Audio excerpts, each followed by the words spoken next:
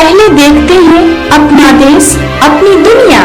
कौन कौन से प्रश्न है आपके लिए। आपका ये रहा पहला प्रश्न, विच इज द स्मॉलेस्ट कंटिनेंट, सबसे छोटा महाद्वीप कौन सा है।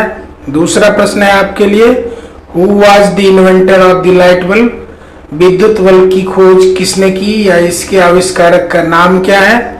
तीसरा प्रश्न है, which is the highest mountain peak of India, Bharat की सबसे अधिक ऊंची पर्वत चोटी कौन सी है।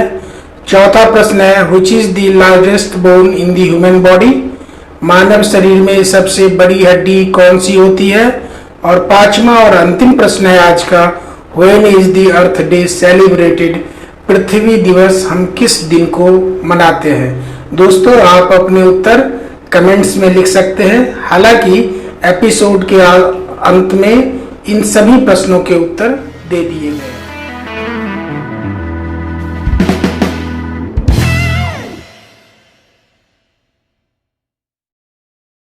तो दोस्तों आज के क्लास में एक बार फिर से आप लोगों का स्वागत है और आज हम लोग पढ़ेंगे हिडन फिगर के बारे में।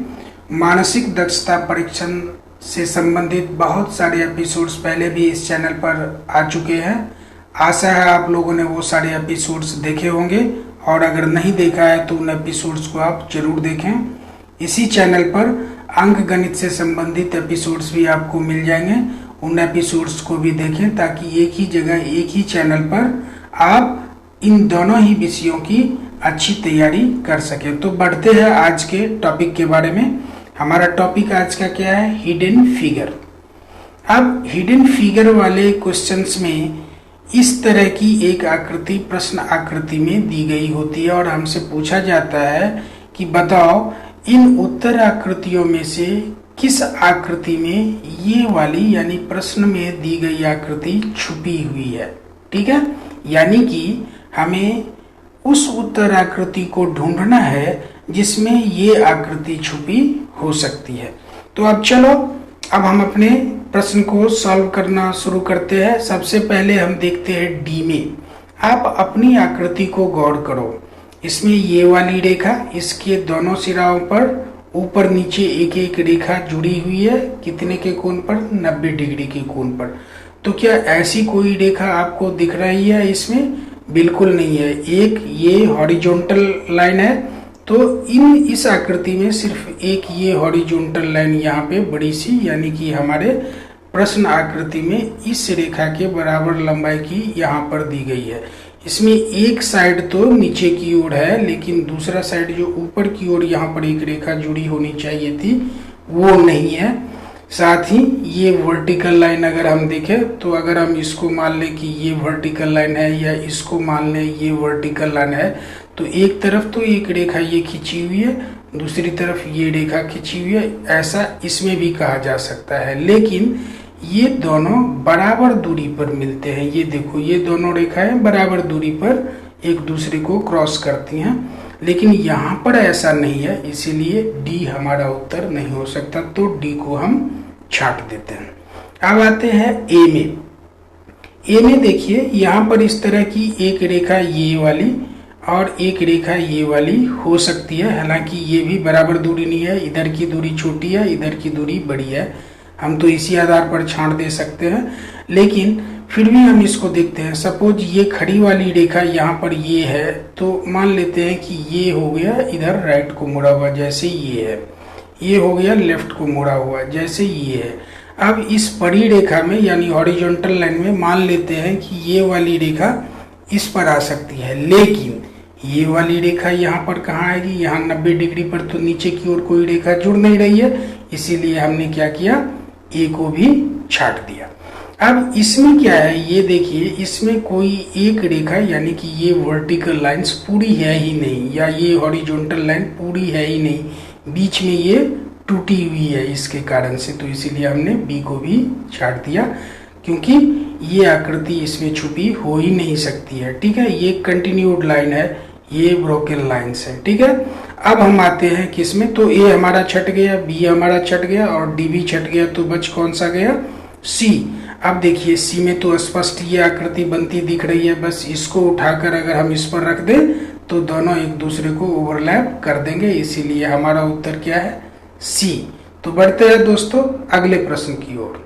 ये रहा हमारा अगला प्रश्न। इस प्रश्न में आप क्या देख रहे हैं, दो जोड़ी रेखाएं, दो जोड़ी समांतर रेखाएं एक दूसरे को क्रॉस ओवर करती हुई दिख रही हैं।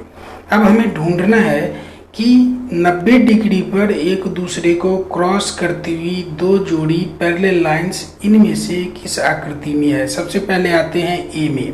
ये देखिए क्रॉस ओवर तो कर रही हैं। पहली बात तो ये इसमें ब्लैक स्पॉट है या ब्लैक शेड है, ये हमारी आकृति में तो यहाँ पर है ही नहीं, ये होनी नहीं चाहिए थी, इसीलिए ये हमारा उत्तर ऐसे भी नहीं होगा। और दूसरी बात कि ये जिस तरह से 90 डिग्री पर दोनों खड़ी रेखाएं हैं, ये तिरछी रेखाएं हैं। 90 डिग्री पर तो एक दूसरे को क्रॉस ओवर कर रही हैं, लेकिन तिरछी रेखाएं हैं, इसीलिए ये हमारे उत्तर को, यानी ये हमारे प्रश्न आकृति में दी गई आकृति इसमें छुपी नहीं हो सकती, इसलिए इस उत्तर को हम छाट देते हैं, ये हमारा उत्तर नहीं होगा। तो ए को हमने छाट दिया।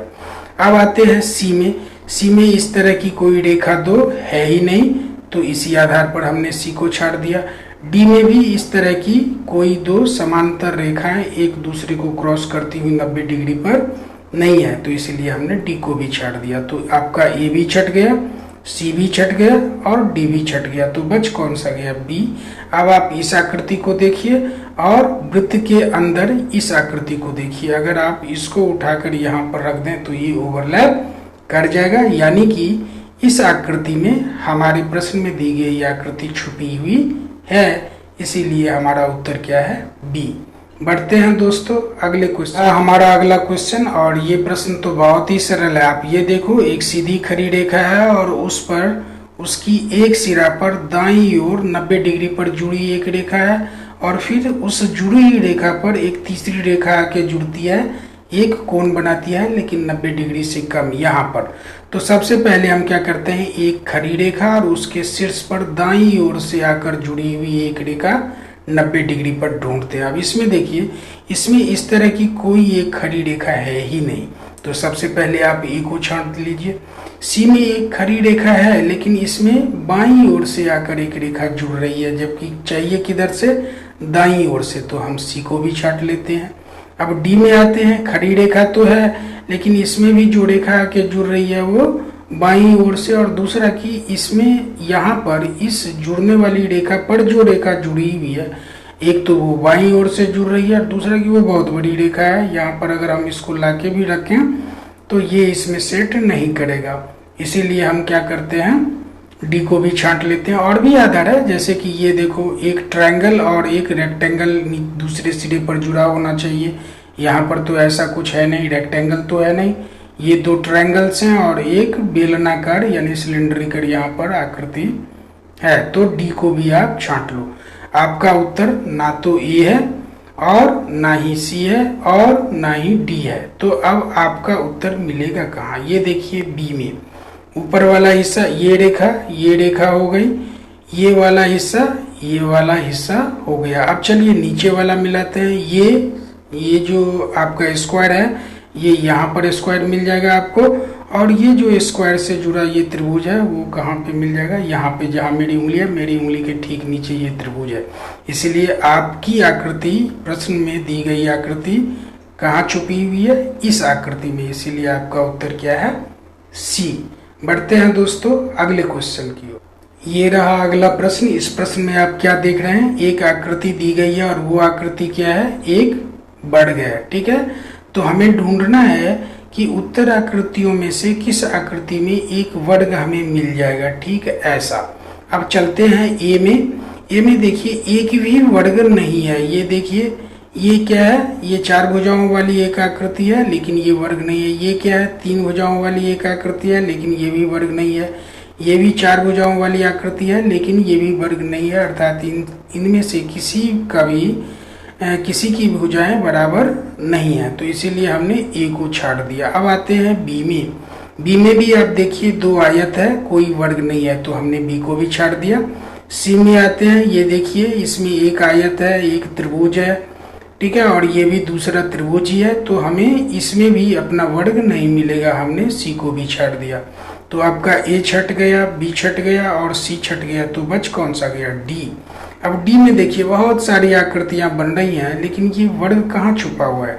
अगर इस वर्ग को उठाकर हम यहाँ पर रख दें तो ये देखिए, ये हमारी उंगली जिधर मूव कर रही है उसको आप गौर से देखिए, यहाँ से यहाँ, यहाँ से यहाँ वर्ग की दूसरी भुजा, यहाँ से यहाँ वर्ग की तीसरी भुजा और यहाँ से यहाँ वर्ग की चौथी भुजा, यानी कि ये आकृति इस आकृति पर ओवरलैप कर जाएगा। अर्थात हमारे प्रश्न में दी गई आकृति किसमें छुपी हुई है, इसमें, इसीलिए हमारा उत्तर क्या होगा, डी। तो बढ़ते हैं दोस्तों अगले प्रश्न। हमारा अगला और आज का अंतिम प्रश्न, आप इस आकृति को ध्यान से देखिए और चलते हैं हम अपनी उत्तर आकृतियों में इस आकृति को ढूंढते हैं। तो चलिए सबसे पहले हम डी में देखते हैं। डी में ये एक खड़ी रेखा कहाँ हो सकती है, या तो यहाँ पर या फिर यहाँ पर। अब अगर इसको हम मान लेते हैं खड़ी रेखा, तो ये वाली रेखा इस खड़ी रेखा से जुड़ी होनी चाहिए। चलिए मान लेते हैं कि ये ऊपर की ओर जुड़ी हुई है, लेकिन फिर इस जुड़ी रेखा से एक नीचे की ओर जुड़ी होनी चाहिए, तो इसमें कोई ऐसा नहीं है। इसी तरह से इस रेखा को अगर हम खड़ी रेखा मान लें और उस खड़ी रेखा से कोई जुड़ी हुई रेखा हम इसको मान लें, तो फिर नीचे की ओर कोई रेखा नहीं है। इसीलिए डी, हम डी में हमारा प्रश्न आकृति छुपा हुआ नहीं है, इसलिए डी हमारा उत्तर नहीं होगा। अब चलिए सी में चलते हैं। सी में देखिए खड़ी रेखा, खड़ी रेखा यहाँ पर कहाँ पर है, ये दो रेखाएं यानी इस वर्ग की दोनों भुजाएं खड़ी रेखा कहलाएंगी।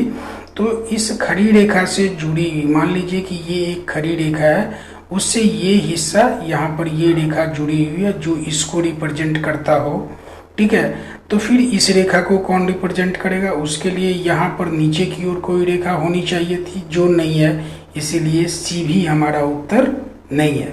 अब आते हैं ए में। ए में तीन खड़ी रेखाएं हैं, एक ये और एक ये। अब देखिए इसके साथ हम सबसे पहले बीच वाली रेखा में देखते हैं कि नीचे की ओर ये रेखा होनी चाहिए या ऊपर की ओर एक रेखा होनी चाहिए ये वाली, ऐसा कुछ भी नहीं है, इसीलिए ए भी हमारा उत्तर नहीं है। अगर इसको आप देखें, इसको हम मान लेते हैं कि चलो ये रेखा है, तो इस रेखा की लंबाई भी इतनी होनी चाहिए, वो नहीं है, इसीलिए ए हमारा उत्तर नहीं है। तो हमने ए को छाड़ दिया, हमने सी को छाड़ दिया और हमने डी को भी छाड़ दिया, तो बच कौन सा गया, बी। अब बी में आते हैं, मान लेते हैं ये हमारी ये वाली रेखा है, ठीक है, और ये वाली रेखा कहाँ पर है, ये देखिए इस पर, और ये वाली रेखा कहाँ पर आ जाएगी, इस पर। यानी कि अगर हम इस प्रश्न में दी गई आकृति को यहाँ पर उठाकर रख दें तो ये इस पर ओवरलैप कर जाएगा, अर्थात प्रश्न में दी गई आकृति यहाँ पर छुपी हुई है, इसीलिए हमारा उत्तर क्या है, बी। तो दोस्तों आज के क्लास में इतना ही। अब आप लोग अपना देश अपनी दुनिया के उत्तर देखिए। आशा है आप लोगों ने बहुत कुछ सीखा होगा, और अगर आपको लगता है कि आप कुछ सीख रहे हैं तो चैनल को जरूर सब्सक्राइब करें और अपने दोस्तों के साथ भी शेयर करें। आज के क्लास में यही, साथ साथ पढ़ने के लिए बहुत बहुत धन्यवाद आप लोगों का। मिलते हैं आप लोगों से अगली क्लास में।